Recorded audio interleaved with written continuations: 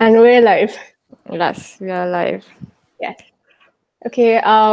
So hi. Hi, Nikita. My name is Rosa.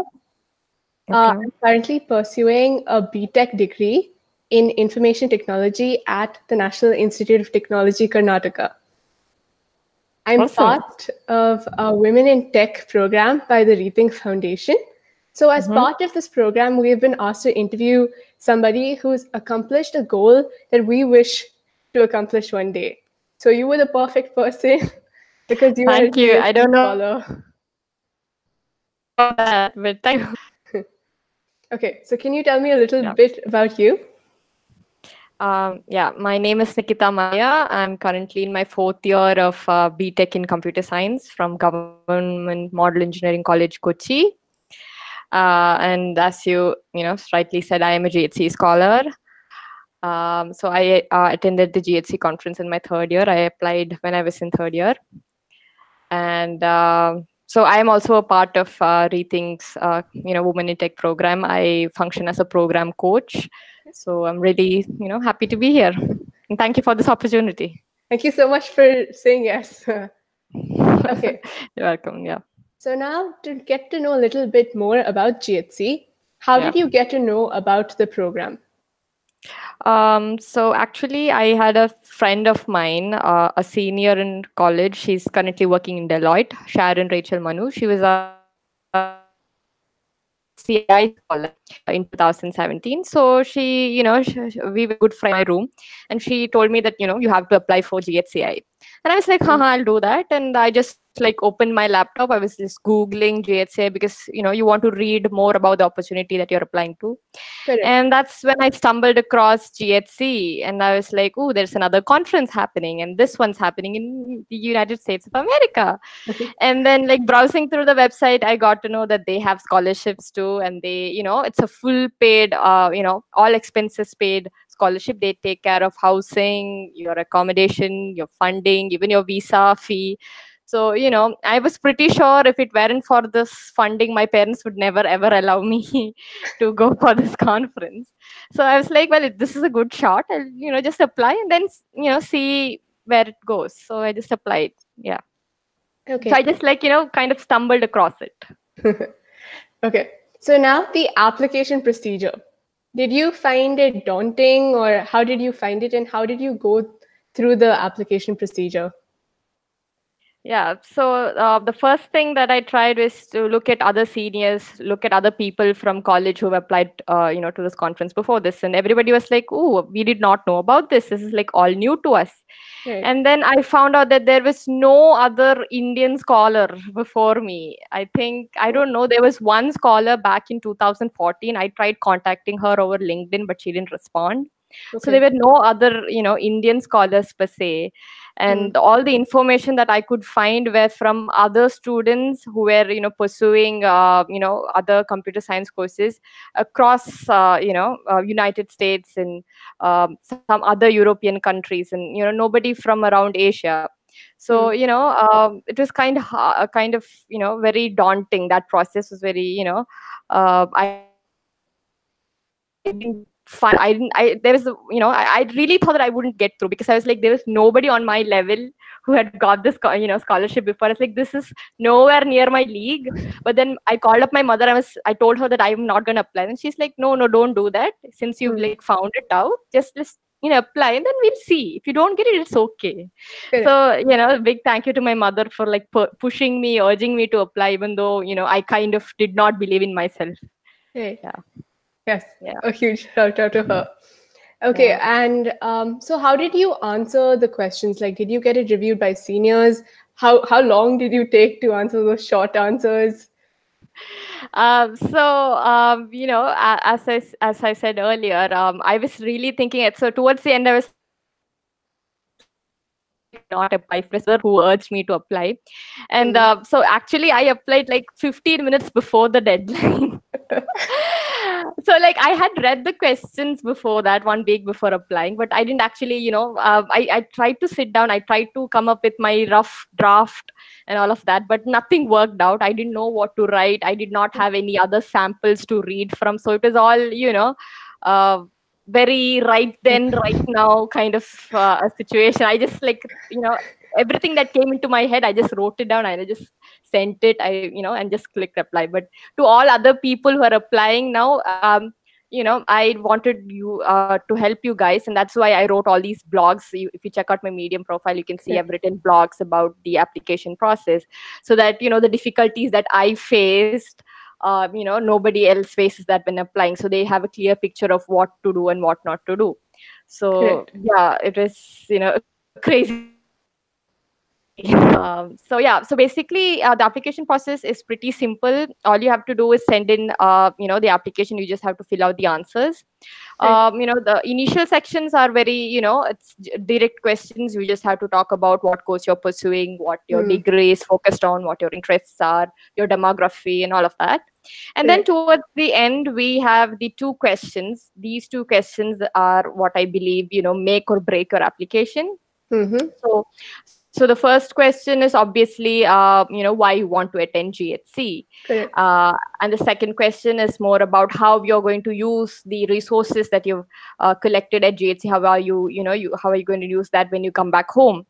So these 2 questions, when you answer them, just be you. That's what I want to say. So just be you. Just, if you're filling out the application, Rosa, just, the review committee needs to understand who Rosa is and what you like and why you want to attend. Like, we all want to attend this conference because this is going to be the first international conference many of you are going to attend. It was my first international conference, so that is going to be the same for everybody.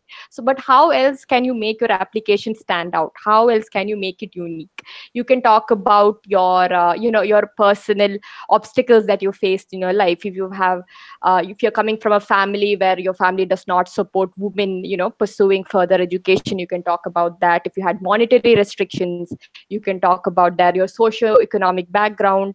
If there were like personal incidents in your life where you saw women being discriminated against, so you can talk about all of that. Any little incident that you've come across, you can write about that. So that is what they want to see. It's not about the kind of language or the kind of sophistication that you have in your answers, but the fact that you are being you in such way, you want to come out of it and you want to help other people along. So that's what I think the selection committee values. Yeah, I think that's really good advice, and yes, that's going to help me out because I've just been making drafts and been like, okay, this doesn't sound good, and modifying it. So I think I'm going to give it a little more personal touch to it. Yes, exactly. That's what you have to do. Give your personal touch. So as I said, your application should scream Rosa George. So, you have to make it custom made. So it has to be your application and not an application that wins the process, but speaks out who you are as a person. That's really good advice. And I think we have to give a letter of recommendation. So who provided your letter of recommendation, and why did you ask this person to give you the LOR? So like the first thing that I when I go shortlist or zero in on the profile to write my recommendation is that they have no clue what GHC is and what's happening there. So I kind of chose a professor who taught me for 2 semesters. So she kind of taught me for like a year. So I usually scored very good marks in her subjects.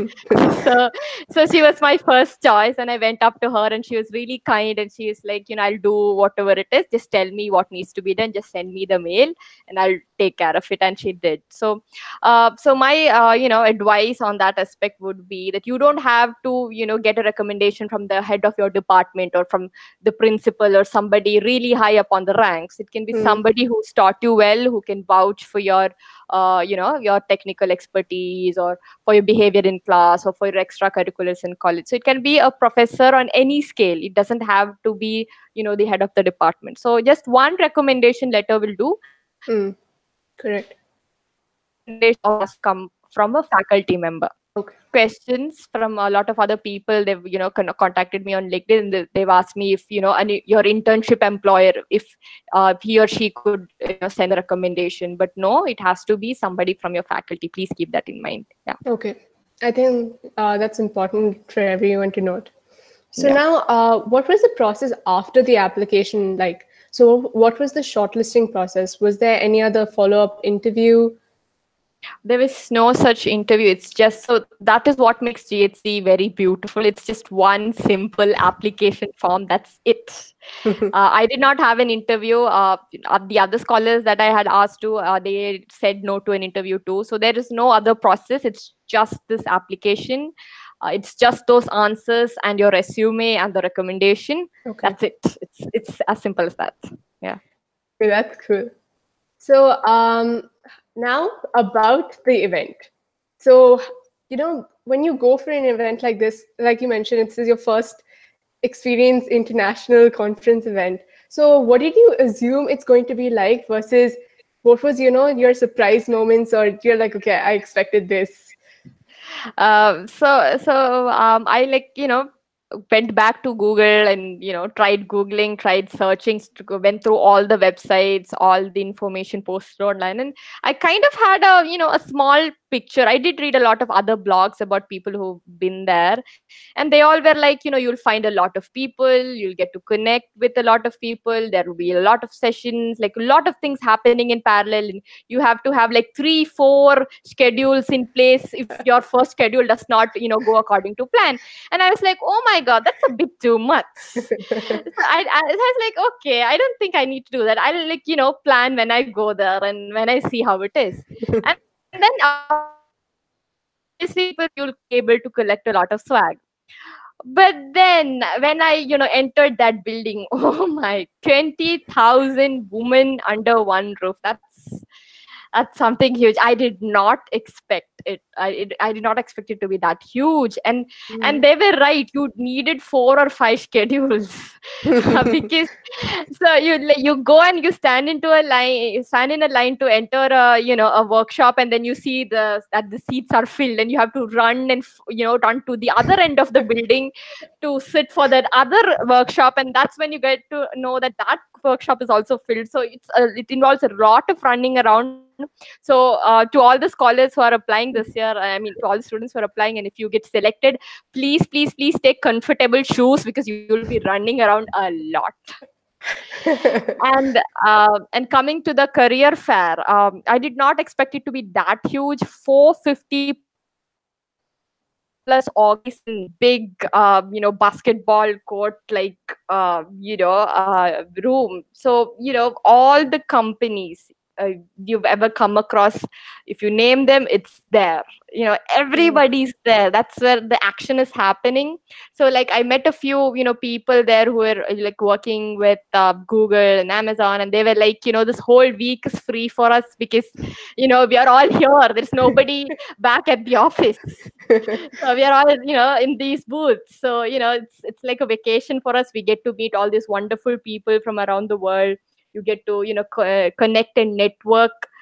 You get to meet these people. You get to like look them in the eye and ask them questions and receive input from them, and that is like huge. Okay. And I did not expect any of this. I did not do my research.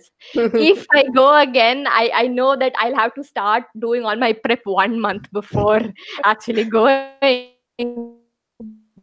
It's pretty, I can't put it into words. You have to see it. Yeah. Okay. Yeah. So, like you mentioned, you got to interact with a lot of people. Is there any conversation that actually stood out for you? And can you share that? Sure. So we have these shuttles from the hotel room and back to the conference. So from the hotel room and back to the conference building. GHC not only awards student scholarships, but faculty scholarships too. So there are also faculty members coming in for this conference. So on my shuttle back, I met this professor from Syracuse University. She was she had her PhD friends there, and she was talking to me about. So I like, so one thing about these conferences is this: if like wherever you are, like if you're sitting in the bus, if you're standing in queue for the toilet, or if you're standing in queue for lunch, connect. Just say hi, hand it out your business card, talk to them. So I had that in my head. I was like, I'm going to make a lot of connections. So I was sitting in the bus, and this lady sat right next to me, and we started speaking, and she asked me about the education system in India, and I asked her about the education system there, the kind of assignments that they give, the kind of projects that they do. And it was a very enriching experience. You get to know about how computer science is taught in different parts of the world. It's very, you get to have a lot of information. So she told me about the projects that she did, the projects that her students are doing, and why she's attending the conference, what she's getting out of it. It was a very, beautiful conversation. Yeah. That's amazing. I don't remember her name exactly right now, because she was from Chinese descent, so she had a very interesting name, but I kind of don't remember it right now. So yeah, so that was one conversation.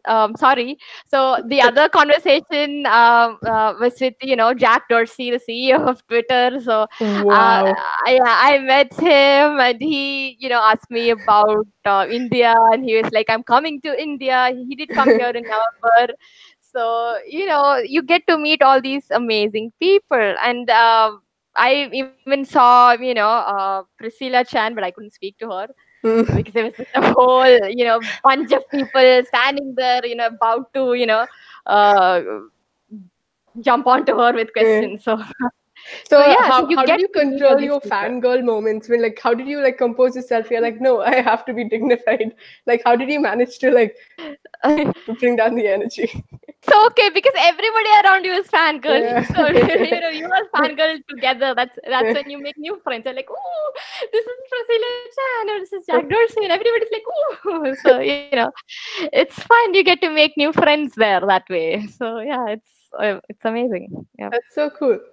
So another question I would like to know is, what is your biggest takeaway from GHC? Connecting with people and learning about opportunities. Up until I went to GHC, I had literally no clue where my life is heading or what I want. I still don't. That's there. Same path. Yeah, that's there. That's still there. I don't know what I want to be. I'm still trying to figure it out. But you come across so many opportunities. You learn that there is so much out there in this world to it. You get inspired, like the keynote sessions. If you can find them on YouTube, please do watch it. Please watch the 2017 2016. You find there's a whole archive of all the keynote sessions. So even if you just listen to them from your laptop, you can understand the power that those women there just radiate or ooze out of them. It's amazing. You can, if you go there, if you sit in those workshops, you can understand that there is so much that you can do. You just have to put your mind to it. That energy, that enthusiasm, I've not found that anywhere else. I don't know, I've not been to other conferences, but at GHC that stood out for me. Yeah. Well, I think that's also really important, especially even in my college. I haven't met any GHC scholars. So women taking the initiative to reach out to opportunities is way lesser. So I think that's a really eye-opening moment for all of us. And so that because of the net issue, yeah. So another thing is, like you mentioned, there were not many Indian scholars. But when you went there, did you feel like there was a pretty good ratio, or there were more other Indian scholars in the 2018 batch? Actually, there were 3 scholars. So me, Lavanya, and Pavini Nanda. So Pavini, yes. So we were from India. There were actually other Indian scholars, but they were doing their masters abroad. Okay. So there was subsequent proportion of Indian students there. It was just that we were the ones who were doing undergraduate back home, Correct. And all these other students, they were doing their masters abroad. And they had different kind of people. So my roommate, not my roommate but my friend's roommate, she was a student studying from Nigeria. All these different people from different nationalities. Like, I can literally say that I have friends across the globe now. I'm not bragging. Yeah. But so there is they have, yes, obviously, they will have certain proportions of seats to be filled or reserved. If you take a look at something called the impact report that GHC produces every year after the conference, you can Okay. see the kind of reservations that they have, the kind of students that were represented, the kind of diversity that they brought into the conference. So you can actually check that out to get a clear picture of the kind of people coming in, the kind of diversity numbers that they're trying to achieve, the numbers they have already achieved. So yeah, so Okay. there's a fair proportion of people from different parts of the globe. I hope that is what your question Correct. mainly revolved around. Yeah. That's amazing. So now you have a latest achievement under your belt, right? Yeah. So Uh, can you talk about that? So that's the Harvard Project for Asian and International Relations. So yeah. So a little bit about my background. I was a biomath student back in +2, okay. and I actually wanted to be a doctor since both my parents are doctors. And then when so I went into a coaching institute, one of those looks rigorous kind of coaching institutes that you have. So I went there for my +1 and +2, and then by the middle of +1 I understood that medicine was not my cup of tea. Hmm. So like I did study biology, but I did keep my eyes on math, and I gave both the exams, and thankfully I got into MECA. When I joined here for computer science, like all through my years, my first year and second year, I struggled with coding. So coding was never my strong forte. Still, I'm nowhere near an expert. Learning, don't never stop learning. It's hard for some people. Right. But I've never stopped learning. I actually seriously started coding only in the beginning of third year, but I can say that I've come a long way, and I'm proud of myself for that. But yeah, so one of the things that really helped me through this was writing, because I Okay. always loved writing. I have a blog of my own. I write articles on Medium, Hmm. and I used to work part time. So as a freelance content writer, and that's when I used to write articles about technology. I used to write articles about AI. So I used what I love to learn, if Okay. that makes sense. That is. Uh,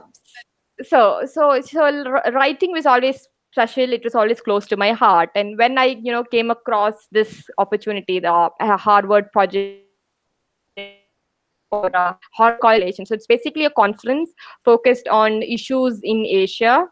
So they have a Okay. lot of different tracks. There is social governance and justice, geology and geopolitics, technology and entrepreneurship, global markets and economy, art, media, and culture. Hmm. And obviously, I chose art, media, and culture because art and media and writing and entertainment is always close to my heart. And so I wanted to like develop this diverse kind of resume where I just don't want to focus on not only on the tech stuff, but I Hmm. want to focus on my extracurriculars too. And that is why I wanted to apply for this conference, and I applied and I got in, and it was amazing. So this conference, on the other hand, it was like entirely different from GHC, Hmm. but it is as close as GHC to my heart. GHC will always come first. uh, but here I got to attend this conference at Harvard University, got meet students, meet professors who are teaching. I got to meet since my track was art, media, and culture, I got to meet a lot of journalists from across Asia, from teacher I mean professors who are teaching arts, liberal arts, and interesting subjects like those. So it was a very different kind of experience compared to GHC. Correct. I liked it for the kind of information that I again. So you always attend tech talks, entrepreneurship events back in college, back at home. But this is something new to me. I had not experienced this before. So also it was, right in the middle of, late winter. So it was snowing there. So I got to experience all of that, walk through the snowy streets of Boston. I also went to MIT. I visited campus too. That was like, and I went to Harvard Business School too. And, it's my dream to go there. I don't know, like probably like 10, 15 years from now. Yes. So yeah, so it was a different experience. I met other people there too. I met a lot of professionals. I met people who are, doing what I aspire to do 5 years or 10 years from now. And, I asked them for their inputs and, what I have to do, where I have to focus on, what next in my career path. So, it was a very enriching experience. Yeah. That is so awesome. Yeah, you should definitely apply for it too. Yes. I think this will really help other women also, and everyone actually, to apply for more opportunities like this. Yeah, so, and yes. I traveled alone from India. Sorry for interrupting, but I traveled alone from India. So there were other Indian, delegates there too. But being a woman, your parents don't for a stroll to the US just like that. So, you get to learn a lot of things like being independent, doing this solo trip on your own. It instills a sense of confidence and freedom in you. And I think that's important for women to, break out of the shackles of society, experience new things for themselves, not be dependent on other people. So, it's a good opportunity. So definitely women should definitely apply for this too. Yeah. I like how you said break out of the shackles of society, because that is really, really important. Yeah, because there's another point I would like to add to that. Because so when I wanted to go for GHC, so when my parents were like talking about this to their neighbors and to other people in society, they were like, she's going there all alone. So how are you letting her leave? This is not the next district that you're talking about. This is another country. She has to sit like us. But I want to, applaud my parents for having that faith in me. And, I still remember the night before my flight, I was really scared. I was like kind of nervous. And I called my mom. I was like, I don't think I can do this. And my mother was like, no, you can.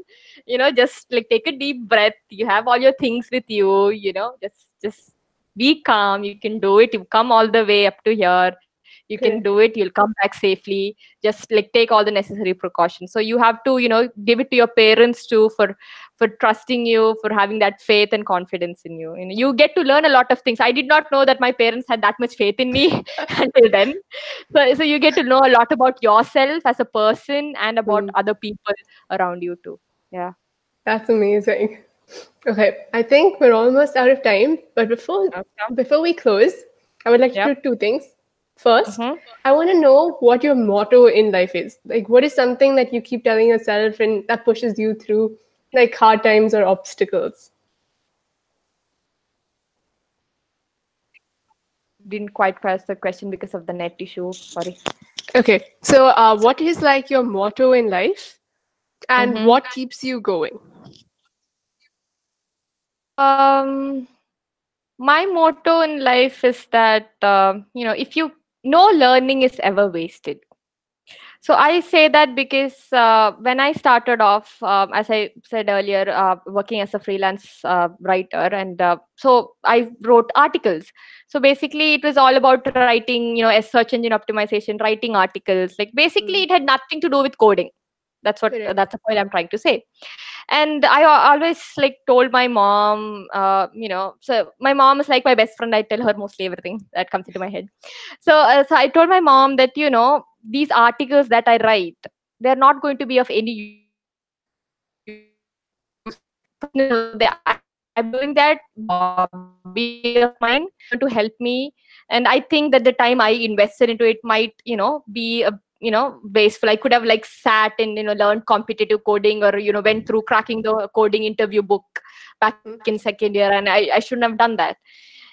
And the answer to this question, came during the Harvard conference. So there was a speaker there. So she was a lawyer fighting for social activists and journalism and all of that. And she told this.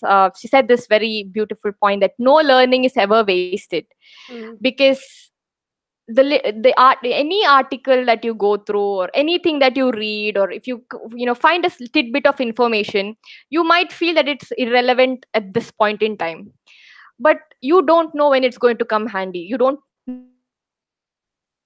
when that relation or a little experience that you have is going to, because the interview that you're hosting right now, you might think that I'm doing this just as a part of Rethink. I'm pretty sure that's not the case.